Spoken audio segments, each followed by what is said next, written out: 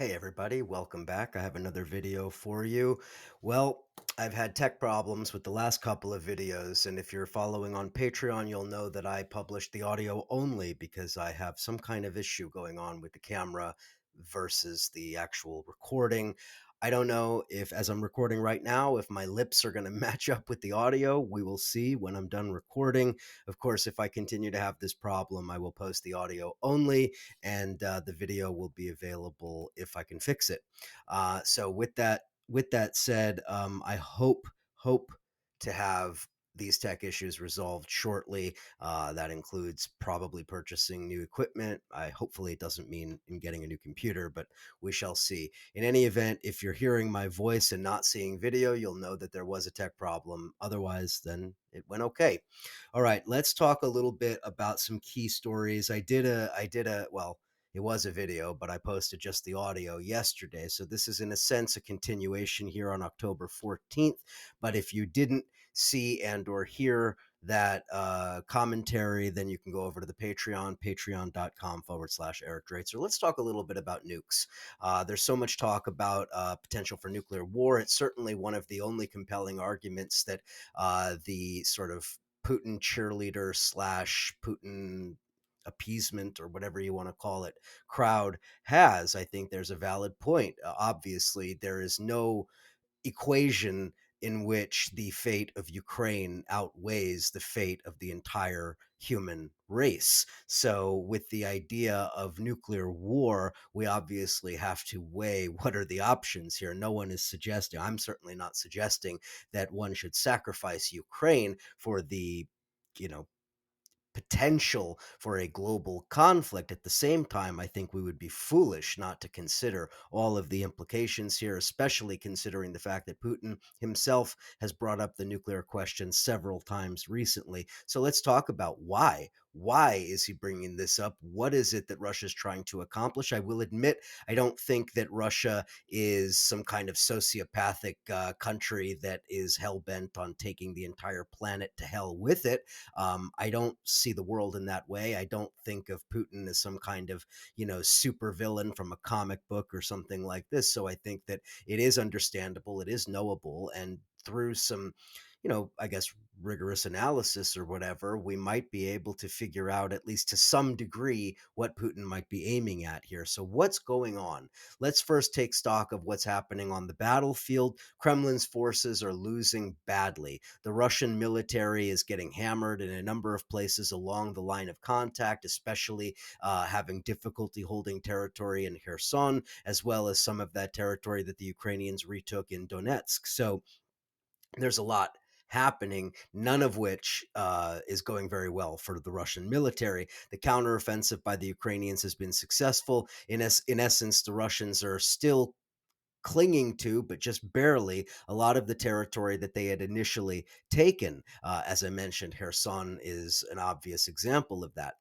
So, what we're really talking about here is the fact that Russia is quite possibly facing a very significant military defeat. And a major military defeat, meaning one in which Russian troops are fleeing for their lives as the Ukrainian, military is chasing them down and regaining all of the territory. In that kind of a scenario, I think we could reasonably expect the destabilization of the entire Russian state. Not only the ultra right, pro patriotic lunatics that are way to the right of Putin, but also other elements within the society, including the families of dead soldiers, including issues related to economic privation in other parts of the Russian Federation. All of this would come to the surface, and we would likely see a major destabilization. I don't know if it would be the end of the Putin regime. I don't know that. But a major defeat to Ukraine, one that fundamentally alters the course of the war, that is, from the Russian perspective, out of the question. And so, because of that, and because the fact that the Russians have now gone through this mobilization and they're essentially throwing waves of humans into the meat grinder here, Putin made a very interesting speech on September 30th, so 2 weeks ago now. And in that speech, and I think there was a lot that he reveals here, in that speech, Putin calls on Zelensky and the government in Kiev to essentially suspend all fighting and return to the negotiating table. Now, he says that with a caveat, and the caveat is really where we see the real meaning of all of this and where we can glean some analysis. He says that they are willing to return to the negotiating table and that Zelensky should return to the negotiating table, quote, with the new territorial realities taken into account. In other words, Putin wants a return to negotiations so long as Ukraine is prepared to accept Russian occupation of Zaporizhia, of Kherson, and obviously of Donetsk and Lugansk. In other words, if the Ukrainians are willing to negotiate along the lines of the negotiation that was in place in mid-April. So let's put this in another way. Putin basically is bringing up the question of tactical nuclear weapons and their potential use in Ukraine in order to try to force the negotiations back on track, and specifically force the negotiations back on track according to Moscow's preferred terms. This is really what it comes down to. It's not a matter of calling Putin's bluff. It's a matter of understanding what it is that Putin is angling for, because it's certainly not the destruction of all human civilization or even necessarily nuking Ukraine off the face of the earth. It is really about trying to create the conditions for a political settlement that would be advantageous to him, despite the fact that Russia is losing consistently on the battlefield. So let's talk a little bit about those negotiations a few months ago and see what it is that Putin is trying to get back to. So he wants a return to the negotiations as they existed in mid April. Okay, that, if we can put ourselves back in our mind, that takes us back to the Istanbul negotiations. Remember back when Turkey was mediating the initial round of negotiations, there was, I wouldn't say a deal, but there was at least a proposal on the table. And that proposal was to a large degree much of what Russia wanted. Remember that Russia was in a much stronger position in mid April. Russia had quickly taken a lot of territory in Ukraine, including the aforementioned Kherson and other regions. And so at that time, there were essentially four major points on the Russian side that were part of that negotiation. One was a neutral and non nuclear Ukraine. The Russians demanded the nuclear or rather the non-nuclear neutral Ukraine in exchange for security guarantees from Russia and potentially other major powers that would essentially guarantee the security of Ukraine. And that group of powers would include Russia, interestingly. Now, within that, there is the caveat, though, that there were no such guarantees to be made for Crimea and Donbass. In other words, at that time in mid April, the Russians were not willing or interested in even discussing anything related to Crimea and Donbass. My, how things have changed in the last 5, 6 months. The second aspect of the deal or the proposal was the prohibition on foreign military bases on the soil of Ukraine. Now, this was also an aspect of sort of Russia's stated concern regarding NATO and U.S. military bases essentially in Ukraine. The third had to do with Russia's right to veto any military exercises with third parties that would take place on the territory of Ukraine. So again, Russia essentially more or less having veto power over Ukraine's military alliances. This was a major source of contention, and I'll get to this in a second, it was one of the reasons why Zelensky walked away from that negotiation, or maybe didn't walk away, but one of the aspects of the proposal that the Ukrainians were unwilling to accept. The fourth was the restriction on the size and the weapons allowed for the Ukrainian military. And the Russians were basically angling for, again, veto power over just how large Ukraine's military could be. Now, the Istanbul Agreement would have required Russia to retreat back to the border that existed on February 23rd, the day before Russia's invasion of Ukraine. So, this is where we get into some of this murkier territory. What is the actual reason for the breakdown in these negotiations? If you listen to to the Putin cheerleading section, they'll say Zelensky walked away because Biden whispered in his ear, the US, whispered in the Ukrainians' ear that they needed to bleed Russia. They didn't want to see a settlement, a negotiated settlement. They didn't want to compromise, and they didn't want an end to the conflict. Because, of course, in that framework, only the United States and Ukraine are warmongers. Only the United States wants to continue this war, and solely for reasons of, dividing and destroying Russia. But of course, that's not the only aspect to this. For anybody who's taking a, let's call it, a more objective view of what actually happened, it was multiple things simultaneously. Yes, Zelensky did refuse to accept, especially points 3 and 4, namely the idea that Russia would have veto power over Ukraine's military development, that Russia would be able to dictate the size of Ukraine's military, that Russia would be able to dictate the weapons that Ukraine would be able to possess. That was one among several issues that really forced Zelensky to walk away. But the Russians also walk away from this deal. And the reason is very simple, because the deal required Russia to give up the territory that it had gained after February 24. It forced the Russians to go back to the initial point of contact through the middle of Donetsk and Lugansk. This is what Putin was unwilling to accept, because at that time, Putin still believed that he could achieve many of the, maybe not all, but many of the objectives of the invasion in the first place. That is, of course, wrongheaded thinking on his part, and certainly the last 6 months have borne that out. So the question here again comes back to, why did we walk away? And the answer is both parties walked away.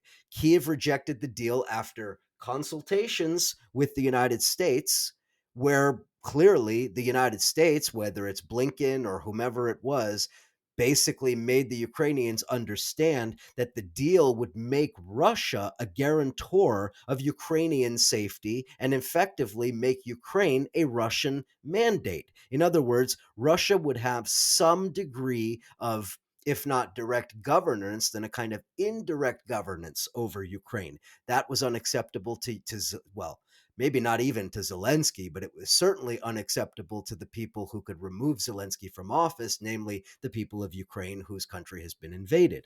Um, Kiev also rejected the deal because it would have made Belarus, along with Russia, a guarantor. They also objected to the idea that Russia could veto military exercises, again raising the question of why Ukraine should accept the idea that Russia could dictate to it who it could ally with militarily. Now, this is obviously to say with the understanding that allying with NATO is bad news. It's bad news for Ukraine. It's bad news for the world. But in the context of Ukraine having been invaded by Russia, it makes a lot of sense if you're Ukraine. So we have a situation where there are multiple complex and, dare I say, somewhat awkward and overlapping issues at play here.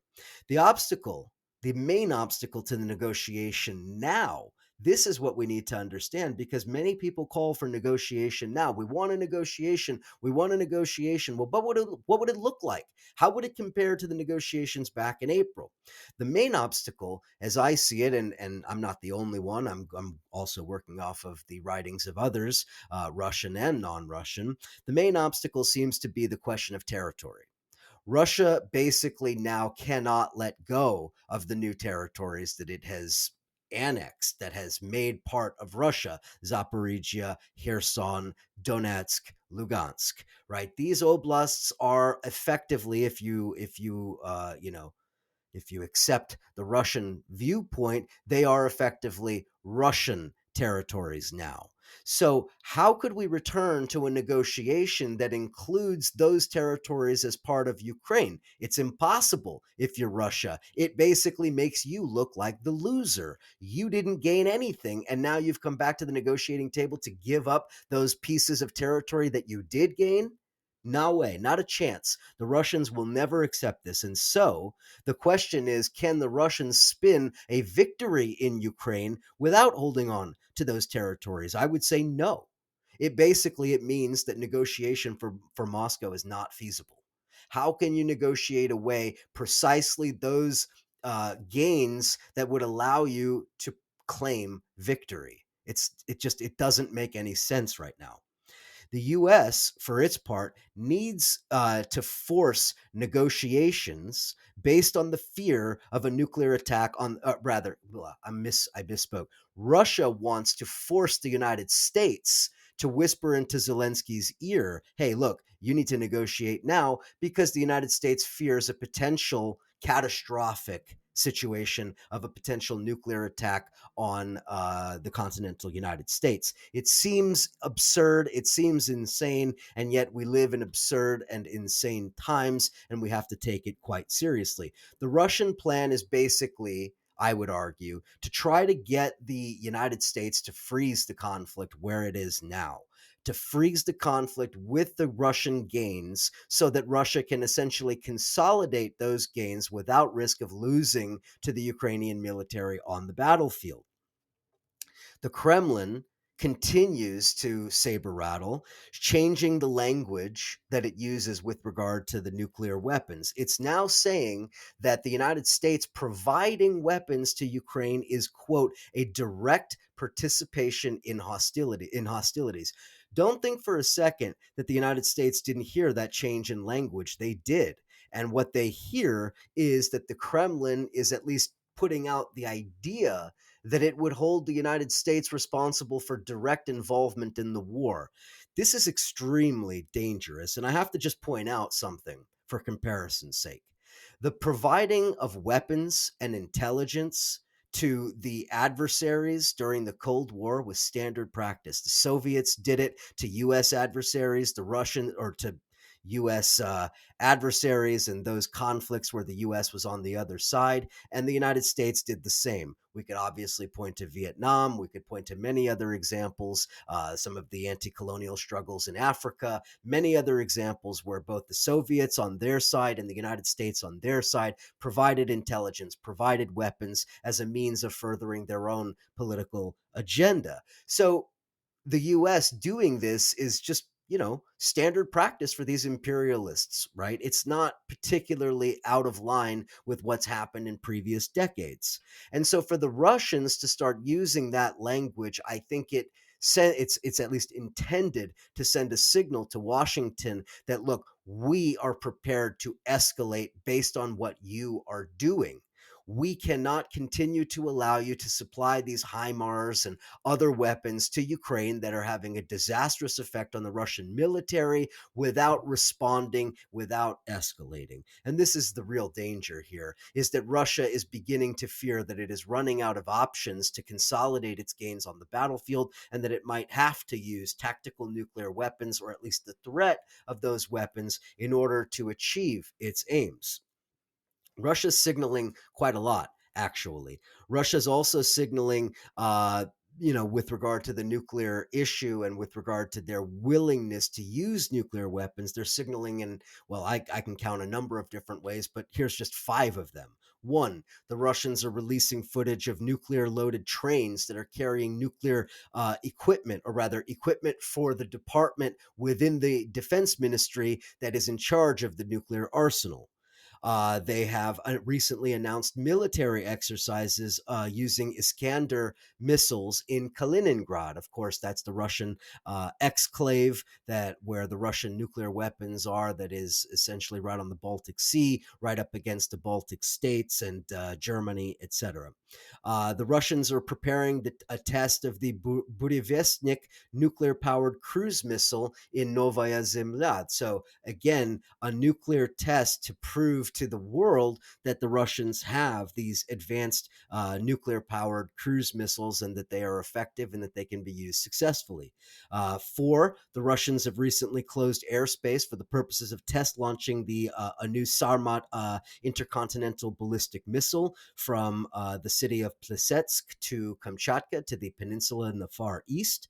And they also recently surfaced the Belgorod nuclear submarine that is armed with Poseidon nuclear torpedoes in neutral waters where it would be seen by anyone with surveillance on that area. So again, we find ourselves in a situation where the Russians are doing everything but announcing on RT that they're preparing to, that they are prepared to use these tactical nuclear weapons. It's an extremely dangerous situation, and yet it isn't, because it's both extremely dangerous because these things can spin out of control, but it is also reasonable to assume that Putin is not a deranged madman, that Putin is not willing to sacrifice the future of Russia and potentially all of humanity for a tactical victory on the battlefield of Ukraine. And also, we have to keep in mind that we're talking about tactical nuclear weapons and not strategic nuclear weapons. We're talking about the kind of nuclear weapon that would eradicate a section of the battlefield in Ukraine,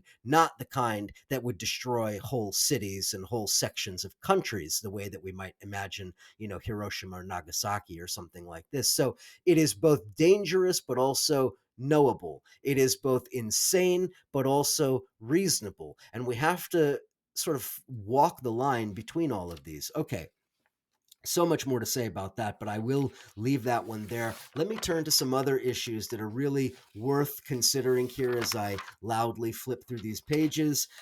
Let's talk a little bit about Kazakhstan, because Kazakhstan is actually very important. I've talked about it a number of times. Go over to the Patreon if you want to hear my analysis of Kazakhstan, Uzbekistan, and what's going on in Central Asia vis-a-vis Russia, China, and Turkey. But talking about Kazakhstan in the context of Russia's war in Ukraine is very important. Kazakhstan has shown that it is a critical country to understand just in the last 10, 11 months. Let's not forget that Russia sent military forces into Kazakhstan in January of this year to put down a workers' uprising and to prop up the regime in Kazakhstan, which had been sort of the longstanding Nazarbayev regime holdover from the Soviet period, and now led by the current head of state Tokayev. So Tokayev has now come out and said something very interesting. And as I said, in January, the Russians saved the regime. And here we are, Tokayev saying, quote, we must take care of the and he's talking about the people fleeing Russia, fleeing the mobilization in Russia. We must take care of them and ensure their safety. This is a political and humanitarian issue, end quote. Now, this is really almost, I would say, shocking in a sense if you haven't been following these issues. Kazakhstan is very close to Russia, very close not only geographically, but very close economically. Kazakhstan's energy exports go through Russia. Kazakhstan's economy is tied up with Russia. Many Kazakh citizens go to Russia for work and send remittances home. It is in many ways one of the post-Soviet dependencies, or at least that's what Russia attempted to make Kazakhstan into. And it has to some degree traditionally been that. And yet here we are in 2022, and Kazakhstan has taken a firmly anti-war stance vis-a-vis Ukraine. They have absolutely not returned any favors to Putin after Putin essentially propped up that government. Kazakhstan has both refused to support the invasion of Ukraine. It has also refused to acknowledge and recognize Russia's annexations of Ukrainian territories, Zaporizhia, Kherson, Donetsk, Lugansk. This is a big blow to Russia. This is not Belarus. Belarus is lockstep with Putin, doing whatever Putin says, essentially the lapdog for Putin. Kazakhstan is not that. And if you follow the videos on Twitter, on Telegram, etc., of these Russians who have gone to Kazakhstan, if you're a Russian with a Z sticker on your car, you better take that shit off immediately, because the Kazakh people are not having it. So we have Kazakhstan's government officials describing their relations with Russia vis-a-vis China and the West as a quote recalibration. They're not saying that they're breaking ties with Russia, they're not pivoting away from Russia, but they are recalibrating and diluting their ties with Russia. Now, think about what that language is really saying, given what's happened. Kazakhstan has massive investments from China.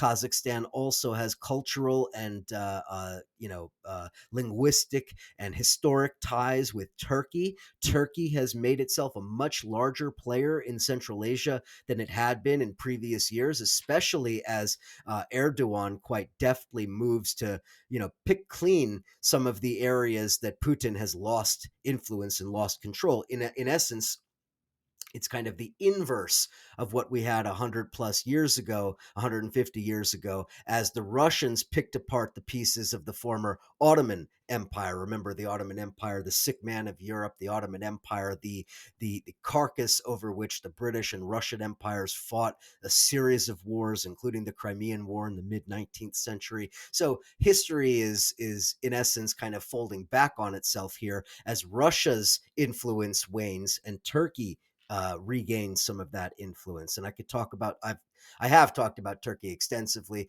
Go to the Patreon for those other videos. Okay, so let's talk a little bit about what Kazakhstan is doing. They just recently signed, just speaking of Turkey, signed an intelligence sharing deal with Turkey in August. Now, this would never, ever, ever have happened prior to the invasion of Ukraine. No way would the Kazakhstan government ever have signed such a deal because it would have been seen as a thumb in the eye of Putin. Now, with Putin tied up in Ukraine, with world opinion being what it is, with Putin blundering his way from one disaster to the next, Kazakhstan is like, okay, Erdogan, yeah, sure, let's sign a deal. Let me get some of that intelligence. Let me get some of those Turkish drones. Let me get some of that Turkish military expertise. Let me get all of it. And on the flip side, I can make some deals with you. I can start routing some of my energy, hopefully, some of my energy that currently goes through pipelines into Russia might now go through pipelines into Azerbaijan, into the Caspian, etc. There's a host of issues at play here that have to be considered. Okay. Speaking of that, Xi Jinping, the Chinese leader, visited Kazakhstan in September and pledged support for Kazakhstan's territorial integrity. Gee, I wonder what that might be a reference to. Xi Jinping is supposedly so close and in lockstep with Putin, and at the same time, he has to go to Kazakhstan and declare that China will defend its territorial integrity. Clearly, people in Kazakhstan are nervous, as they rightly should be, that Russia will do to Kazakhstan what it's done in Georgia, what it's done in Ukraine, namely invade for the purposes of protecting Russian speakers. Kazakhstan has Russian speakers, just like Ukraine has Russian speakers, just like Georgia has Russian speakers, and on and on. So, Transnistria is a good example in Moldova as well, where the Russians claim that they should have the right to protect Russian speakers. So this is a blow to Russia, and this calls into question this Russia China alliance to some degree. Why would China say that if for no other reason than to gain influence in Kazakhstan at Russia's expense? Remember, Kazakhstan was supposed to be a critical node in in China's Belt and Road Initiative. With the war in Ukraine, Belt and Road is on the ropes itself. The northern route is essentially off the table as Russia is not reliable for those purposes because of sanctions and everything else. And now that makes Kazakhstan even more important. Take a look at your map and take a look at where Xinjiang is, where the Uyghurs are, the Kazakh minority that exists in China. China has every reason in the world to be close to Kazakhstan, if for no other reason than simply to benefit China's own political agenda. Now, at the same time, given what we're seeing in the region, this also raises questions about the CSTO, the Collective Security Treaty Organization, which, if you recall, that is essentially Russia's answer to NATO, Russia's version of NATO in the former Soviet space. Well, guess what? Azerbaijan recently launched a major attack against Armenia in a sort of a rekindling of the Nagorno-Karabakh conflict. Armenia appealed to the CSTO under the collective defense provision, and the Russians gave them nothing. How are you going to continue having that military alliance if one of the members of the military alliance, Armenia, asks for assistance and doesn't receive it? Imagine what it would do for NATO if there were an Article 5 invoked and the United States didn't intervene on behalf of whatever NATO member state had been invaded. Okay, it would call into question the existence of NATO itself. We're calling into question the existence of the CSTO. Azerbaijan and Armenia conflict. Armenia reaches out to Russia, gets nothing. Armenia then reaches out to France and the European Union, and that is who ultimately mediates in that conflict. So, where Russia had previously been the mediating force between Azerbaijan and Armenia, now it seems to be France and the European Union. Interesting what that says about Russia's role in the former Soviet space. We also had recent clashes on the Kyrgyzstan Tajikistan border. Kyrgyzstan and Tajikistan also part of the CSTO. We have the Kyrgyzstan president recently refusing to attend Putin's 70th birthday. Kazakhstan refusing to expel Ukraine's ambassador because Ukraine's ambassador had said some not nice things about Russia. The Russians leaned on the government in Kazakhstan to expel that ambassador. They refused to do so. All of this, again, I'm not suggesting this means that Russia is nothing or that the CSTO simply has dissolved. I mean that the Russian war in Ukraine has called into question the very idea that Russia can be a security guarantor for anybody. That really erodes Russia's international image because although Russia is economically weak, with an economy famously, a glorified gas station, as John McCain called it, an economy the size of Spain, et cetera, et cetera. Russia's power has not been in its economy, but in its military, in its capability to effect political change on the ground using its force. And if Russia can't be seen to even do that, then what good is Russia to any of its neighbors? And certainly the Russians understand that that line of thinking is very prevalent in Central Asia these days. Kazakhstan is now looking, as I already mentioned, for alternative means of exporting its oil, alternative routes, potentially through the Caspian, through Azerbaijan and then to Turkey, presumably. The Trans-Caspian projects that had existed, whether they were the Trans-Caspian pipeline itself, the Nabucco pipeline, all those others, those have kind of gone by the wayside. And now we may potentially see a new era of pipelines that are essentially moving to get away from the pipeline infrastructure into Russia and towards an independent pipeline route from Central Asia to Western Asia to Turkey, etc. Okay, running out of time here, but since I mentioned Kazakhstan, let's also talk about one of the other issues having to do with refugee flows out of Russia, or draft dodging, or whatever we want to call it. And one of those groups that I've mentioned in a previous video, those the ethnic Buryats who come from Buryatia, one of the republics of the Russian Federation.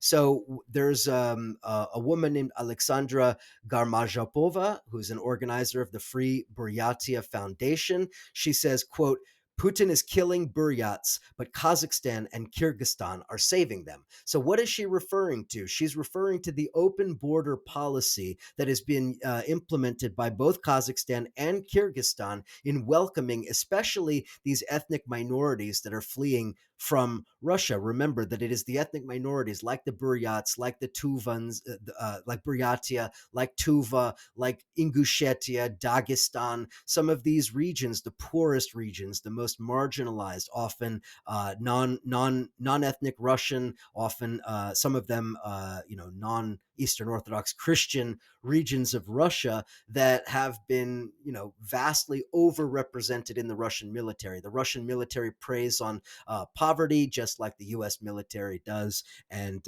similarly, just like in the U.S., we see some of the poorest working class young men who are sent to the front lines to die for, the economic survival of their families, where, in places where there are no jobs, where there is no economic mobility other than joining the military. So Putin is killing Buryats, she says. As we know, Buryats are vastly overrepresented in the Russian military. Now, The reason for this is very interesting because Kazakhstan and Kyrgyzstan share, along with the former Russian and former Soviet republics, they share a common view of their history as essentially being victims of Russian imperialism, which of course they were. And I'm not talking about the Soviet period, I'm talking about the pre Soviet period, going back to the days of the Russian Empire, the Great Game, what I was just referencing, the pulling apart of the former Ottoman territories and incorporating them into the Russian Empire. That is what creates the Russia Kazakhstan relationship, the Russia Kyrgyzstan relationship, and so forth. And so they see themselves to a large degree as victims of Russian imperialism, as colonies, more or less, or neo colonies. And so the Free Buryatia Foundation has offices now in Kazakhstan and Kyrgyzstan, and actually in Ulaanbaatar in Mongolia, where many of the Buryats have also been fleeing across the Russia Mongolia border. So the Buryats are angry about a number of things, as I mentioned, the way that they are sort of exploited for building the Russian military. The Buryats are the face of the war in Ukraine, and the Buryats are also upset about the fact that their Putin appointed governor and regional, representatives aren't even Buryats and don't even speak the Buryat language, that they are essentially corrupt Russian bureaucrats who use their power of their office to shield their own children from conscription while sending regular Buryat children to die. So you have an exodus of Buryats leaving Russia, headed into Kyrgyzstan, Kazakhstan, Mongolia. And that, of course, again, shows us what I've been talking about for a number of minutes now, shows us how Kazakhstan is asserting an independent path for itself in the wake of Russia's disastrous war against Ukraine. So there's so much more to discuss, but I have to leave it there. Again, hopefully this video is working properly, that my lips are syncing with the audio. If not, audio only will be available on the Patreon page, patreon.com/Eric Draitser. Of course, I'll make another pitch as always for Counterpunch, Counterpunch Plus. Subscribe to Counterpunch, the best publication on the left in the United States, in my opinion. Go over to counterpunch.org, get a subscription, support during the fund drive. Go over to my Patreon, support my work. Really appreciate it. As always, talk to you again next time. Peace.